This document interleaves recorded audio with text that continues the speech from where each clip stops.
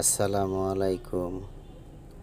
এটা Ashulia elevated express. আশুলিয়াতে, এটা আশুলিয়ার চকে অবস্থিত। দেখেন, এটা পুরা দীর্ঘ প্রায় শ্রীপুর থেকে যাবে এই ব্রিজটাই, একদম এয়ারপোর্টের সাথে লাগবে। ওই পাশে এলিভেটেড এক্সপ্রেসের লগে সবচাইতে সৌন্দর্য হবে এই আশুলিয়ার চকে। এই যে দেখেন, 8 লাইন, মানে এই পাশে 8 লাইন, ওই পাশে 8 লাইন, এত পরিমাণ জায়গা। দেখেন কত বড়।